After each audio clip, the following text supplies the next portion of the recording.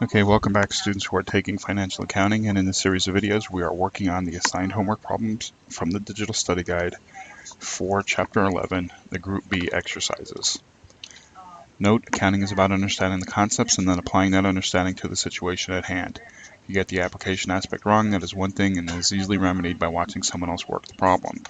However, if you don't understand the concepts, that is a whole other thing. Watching a problem worked out will not help if you don't understand the underlying concepts. Go back and study the text material again and watch the theory videos. If you still don't understand the concepts, then either email or telephone an instructor to get help with that understanding. Right, so let's see here, 25 we were on, 24, 25. Okay, here we go. All right, so 25 over here says, right, cash conversion cycle, and use the data from 24B. So I've included the data from 24B here on the slide, but it's taken up a lot of space, so just be aware, pause the video where you need to and copy stuff down, because we have a lot of formulas here that have to be used for the cash conversion cycle. And it says calculate the cash conversion cycle, round all calculations to 2 decimal places, assume all sales are on credit. Right? And then number 2, comment on Snyder's cash conversion cycle, assuming it was 66.82 days for the prior year. All right, so first thing, what's the cash conversion cycle? So I'm just going to abbreviate here. The cash conversion cycle is equal to the days sales in inventory. Right, I'm actually going to erase that to have space in inventory, plus the receivable collection period. So receivable collection period minus the accounts payable payment period. So the accounts payable payment period. Right. So the cash conversions, this is the formula. Cash conversion cycle is equal to day sales in inventory plus the accounts receivable collection period minus the accounts payable payment period. Now, here's the thing. Each one of these, the day sale in inventory, the receivable collection period, and the accounts payable payment period all have their own formulas. Okay, so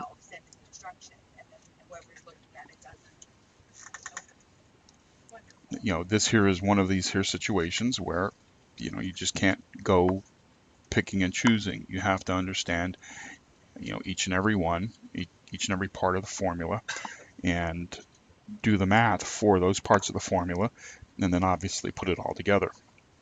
So I'm going to just abbreviate this and say, call this the days sales in inventory, right, is equal to the average inventory divided by the cost of goods sold, which is divided by 365 days. Okay, so you take and go back to the theory videos. This stuff was already covered previously in the textbook, right? If you go to any of the end, go to the focus on decision making at the end of the chapters, I'm not going to do the research to say, okay, go back to this chapter. I mean, you should have learned this, and so if not, look it up in the index and find that at the end of those particular chapters, and go back and refresh your memory if you have to, right? But the day sale in inventory is the average inventory, which is in the numerator, and then in the denominator, we're dividing by the cost of goods sold divided by 365. So we take the cost of goods sold divided by 365, and whatever answer we get for that, we divide that into the average inventory. And remember, average is always is beginning plus ending divided by 2, right?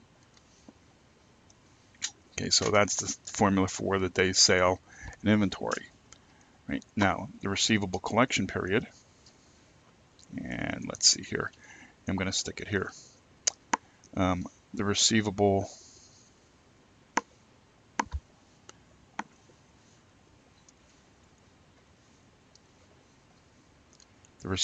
accounts receivable collection period is equal to the average, again, average is important, accounts receivable, and we're dividing that by the credit sales, which is divided by 365.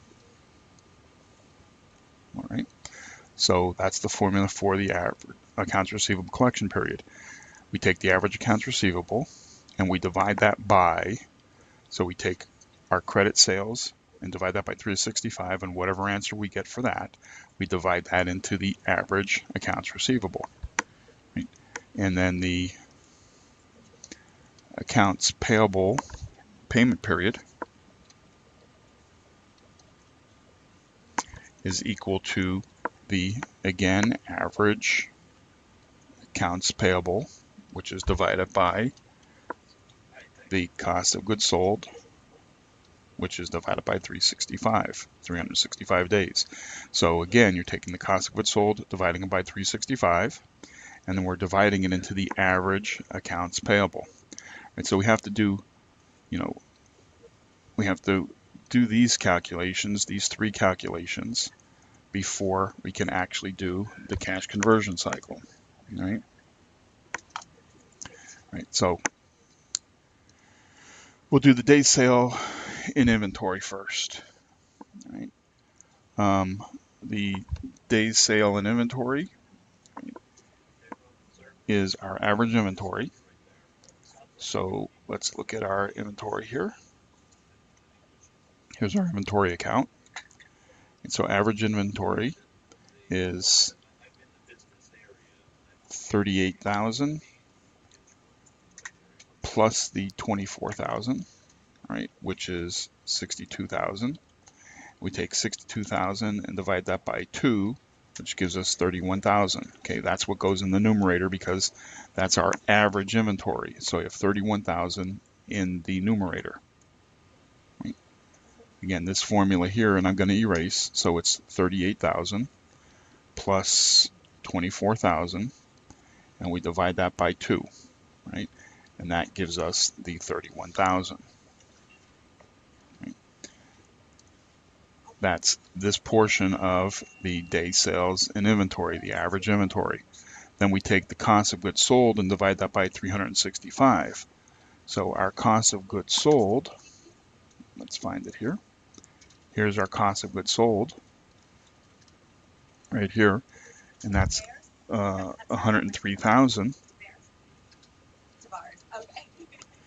And we divide that by 365. Okay, so when we take, let me get the calculator, 103,000 divided by 365, we end up with 31,000 divided by 282.19, and if we take 282.19 and divide that by, if we take 31,000 and divide it by 282.19, we end up with 109.86, rounded off. So 109.86 days. Right? So that's our days sales in inventory. Right? So equals 109.86. Right? So go ahead and pause the video there because I'm going to erase all of this.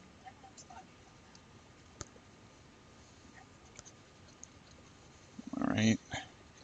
So now that we've done that portion of the calculation, let's do the accounts receivable collection period, which is the average accounts receivable divided by our credit sales divided by 365. So our average accounts receivable Right? There's accounts receivable. So I have a beginning balance of 55 plus ending balance of 40,000, and we divide that by 2. Right? So that's 95,000 divided by 2 is 47,500, which goes in the numerator, right? That's our average accounts receivable right there, okay? And in the denominator, we have our credit sales divided by 365. So what are our credit sales? And it had said that assume all sales are on credit, right? So if we look at our sales revenue, we're assuming that all 275,000 of it is on credit. So we take our 275,000 and divide it by 365. Right? So that's 47,500 over, right, 275,000 divided by 365 gives us 753.42. And if we divide 47,500 by 753.42, we end up with 60.05 days. Okay, remember we're rounding here. Okay. All right, so our average collection period is 60.05 days. All right, go ahead and pause the video and write this down if you have to, because I'm going to erase.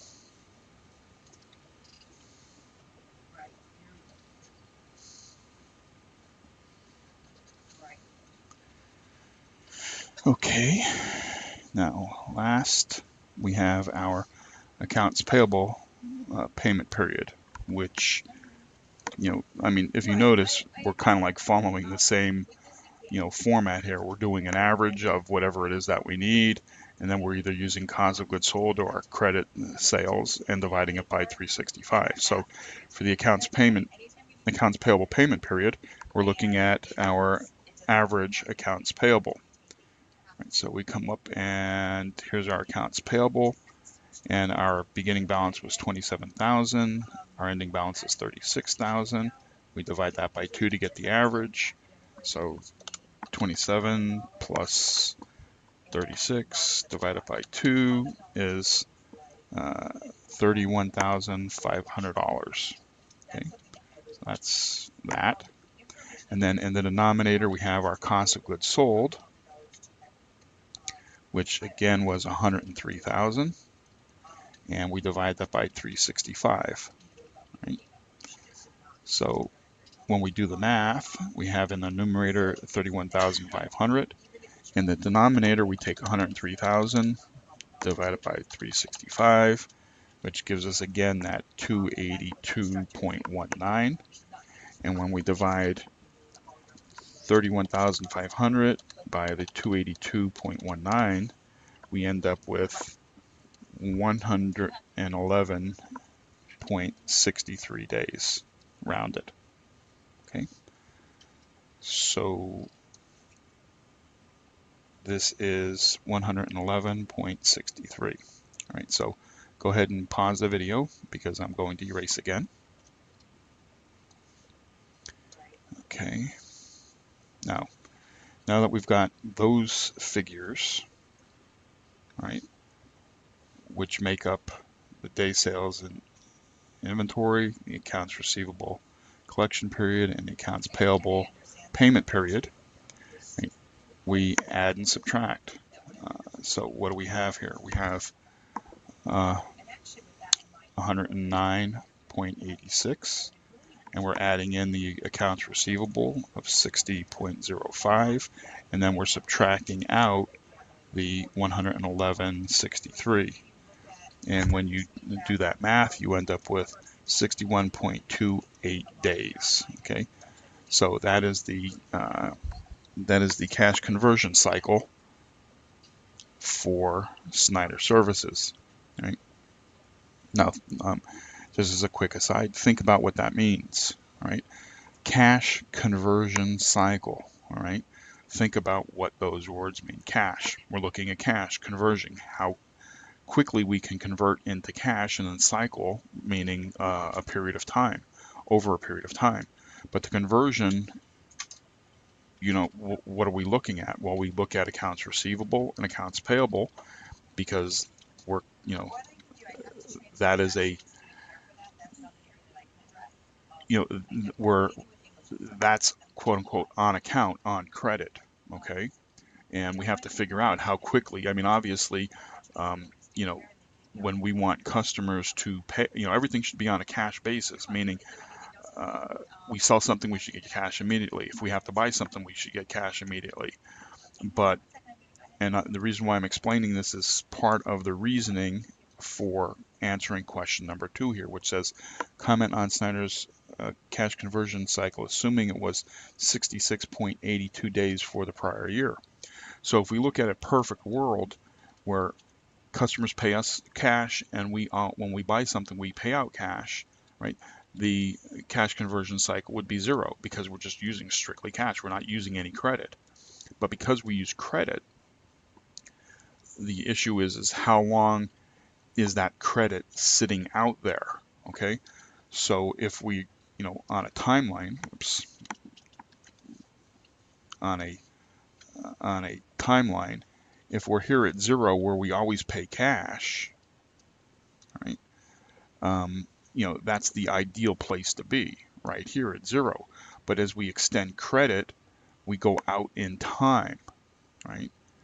And so that means if we're way out here at 66.28, which is what it was the prior year, this number means nothing to us other than it's taking 66 days for us to get back to our cash position, all right? Now, a number by itself doesn't mean anything. It has to be in relation to something else. And in this case here, we're saying our cash conversion cycle this year is right here at 61.28, right? So what does that mean? That means we're actually doing better on our cash conversion because, we're taking less time in order to convert that cash, all right? Because that number, in relation to the 66.28, we're doing better. If we were out here at 70, we're taking longer, and we don't want that. The longer you're out there on credit and not getting your cash, the worse it is for you because you could be using that cash for something else. One, collecting, just even something as simple as sitting in a bank, collecting next to nothing interest, all right? Or you can be using it for other things, improvements in the business or whatever have you. So having the cash collection cycle, you want to be able to convert your cash as quickly as you possibly can. You want that number to be as low as possible. And if you're at 0, then you're just basically on a cash basis, which is the ideal, okay? All right, so hopefully you understood that. Go back and rewatch the video if you have to. Again, you take, just as a quick overview, you're taking the cash conversion cycle, the formula for it, and it's broken down into 3 parts, 1, 2, and 3, right? And you have to, work out, the figure for each part of that formula, then add them all together in order to get your cash conversion cycle, right? And then, of course, the relationship is, closer to 0, the better off you are, right? So with that said, if you still don't understand something, like I said, the formulas are in the focus on decision making at the end of each chapter. If you need more help with that, go in the index, find the formula, go back to that chapter, reread that material or watch the theory videos or work the homework problems for those particular chapters in order to be able to understand what we're doing here. If you still are struggling with it, then feel free to contact an instructor.